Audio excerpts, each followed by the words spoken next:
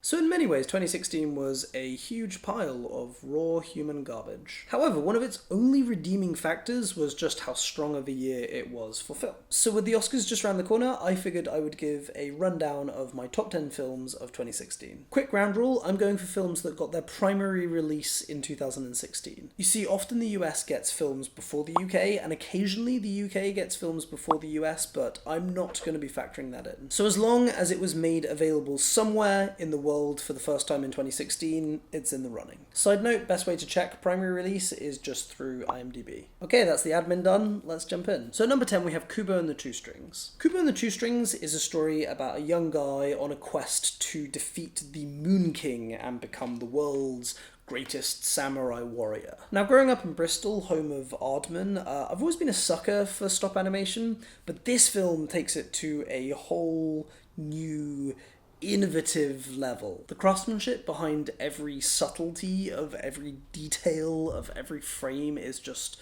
so beautiful. And I don't just mean in terms of its visuals, from its characters to its quite brave narrative choices to its message and heart. I was just totally won over by this film. At number 9 we have Weiner. So for those who don't know, Weiner is a documentary about Anthony Weiner running for mayor of New York. Context: in 2011, Anthony Weiner had to step down from his position in Congress after he accidentally tweeted a picture of his penis while sexting. So the film follows what is, in many ways, his attempt at a political comeback. Now, this documentary is something really special. The level of access that the filmmakers were able to get was honestly irresponsible. You see, what becomes very evident very early on in the film is that Anthony Weiner has become totally acclimatized to the camera in the room. So it's not so much fly on the wall as it is wall. It's just wall. And I really don't know if a political documentary like this could ever happen again. I imagine politicians will learn from the mistakes Anthony Weiner made. I mean, there's literally a point in the film where the director breaks his otherwise quite fly-on-the-wall approach to ask, why are you letting me film this? It's hilariously funny, morbidly mesmerizing, and just, an absolute must-see. Right, so with these next three, I really struggled to put them in an order. They've almost become like an unofficial trilogy in my head, which is weird because they're all very different. So at number 8 we have Moonlight. Now I'll start by saying that I think this one ended up a little lower on the list than I expected it to, but I think that's just testament to how strong the year was. So Moonlight is a 3-act story that tells the struggles of a young black boy over the course of his life. Yeah, this is just a great bit of filmmaking. I was honestly just so moved for the experience. Without ever feeling too much like an issue piece, the film looks at sexuality,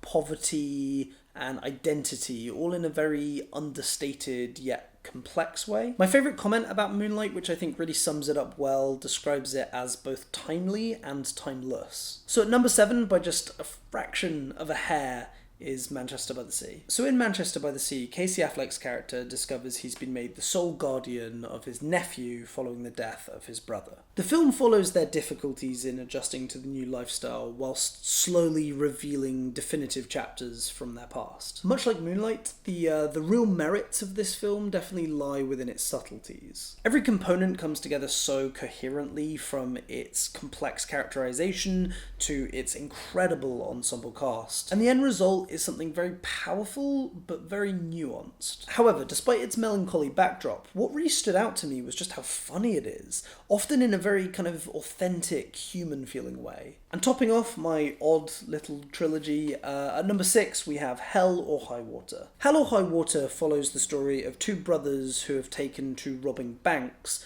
as well as the 2 police officers who are tracking them down. Now, in some ways, I feel like this one almost flew under the radar a little bit, which is why I was really glad to see it nominated for Best Picture. I think the reason I love this film is that, yes, it does have its very tense heist scenes and action-driven set pieces. But it also knows exactly when and how to wind down and take a bit of a breather. And as a result, it manages to be very engaging whilst also telling a very affecting character story. So we're now in the top 5, and taking that 5th place is Arrival. So in Arrival, a number of very ominous spacecraft descend to Earth, and Louise Banks, played by Amy Adams, is tasked with translating their alien language. Now, as a huge fan of sci-fi, a studier of linguistics, and a long-time admirer of Amy Adams, it really feels like this film was tailor-made for me. The initial premise definitely feels like very well-trodden territory, and yet through impeccable direction and really brave narrative choices, the film manages to breathe new life into an already very busy genre. And I'd say one of the main reasons it stands out is that this film is not scared of changing gear. It establishes itself with huge, very high concept, intelligent sci-fi, but then manages to boil itself down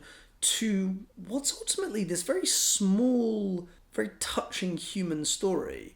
And to me, that's pitch perfect sci-fi. So number 4, a film that came out a little earlier in the year, The Nice Guys. The Nice Guys is a 70s set, neo-noir, crime mystery, action comedy about an unlikely pair investigating the mysterious death of a porn star. So more than anything this year, this was the film that made me go, damn, that's the kind of thing I'd love to make one day. It's just this great mix of stylish and hilarious and bizarre. From Shane Black's masterful writing and direction to the chemistry between Ryan Gosling and Russell Crowe, everything just came together so deliciously. And I'm not usually a fan of potential sequels, but I walked out of the cinema thinking, please Lord, give me more of this. Okay, so here we go, we're into the top 3. And taking that number 3 spot is Hunt for the Wilderpeople. Hunt for the Wilderpeople is a comedy about an old man and a young boy who, through a series of misunderstandings, are wanted by the police, so have taken to escaping and living in the New Zealand bush. I bloody love this film. For so long, I thought this was going to be the number 1 spot for 2016. Now, I've been a fan of Taika Waititi for a long time now, so it was really rewarding to see his sensibilities and style of comedy just on the big screen. And there are a lot of very obvious adjectives that you could rightfully throw at this film, like charming and hilarious and wholesome. But I think what stood out for me was how intelligently it was put together. Waititi's understanding of plotting and character really made this feel like an instant classic to me. I've watched it a number of times and I really think that there's something so lasting about this film. Now, normally it's traditional to give honourable mentions before revealing what's first. However, first and second was so tight this year that it feels more appropriate to do it now. So in no particular order, my honourable mentions for this year are Jackie, Hidden Figures, Lion, The Edge of 17, Tickled, Swiss Army Man, 10 Cloverfield Lane, and Civil War. So I really struggled with these next 2. I thoroughly enjoyed them both, but I'm going to give the number 2 spot to La La Land. La La Land is an original musical about a young actress and a young jazz musician trying to make it in LA. Now, La La Land is unarguably one of the most hyped films in recent history, and with that in mind, I'm a little cautious to add even more compliments to an already very well praised film. But I will say, I loved this film. There's a question that gets asked in this film to Ryan Gosling's character, which is, how are you going to be a revolutionary when you're such a traditionalist? And to me, this film answers that question. It manages to capture these very classic Hollywood narrative sensibilities, but at the same time, it's so innovative and exciting and new in its execution. I also think if you look at the character arcs, this film gives a really good bit of advice to those working in the creative industry. When it comes to film, I think 2016 will be characterised and remembered as the year of La La Land, and I say rightfully so. So here we are at number 1, and let it be known that the cynic in me won over, because my number 1 film for 2016 is Nocturnal Animals. Nocturnal Animals follows the story of a woman reading an incredibly disturbing novel written by her ex-husband. The film plays out the events of the novels in live action, so in many ways it feels like a film within a film. And as the film continues, we're given more context on their former relationship through a series of flashbacks. Now, this film left me pretty speechless. I spent much of the next 2 weeks mulling it over in my head. And the more I thought about it, the more I was able to unpack and discover. There's so much going on in this film, so much commentary, and so much of it is hidden deep within the text. I think one of its biggest strengths is that the story within the story is fascinating in and of itself. But when that story is then framed within the wider narrative, it's made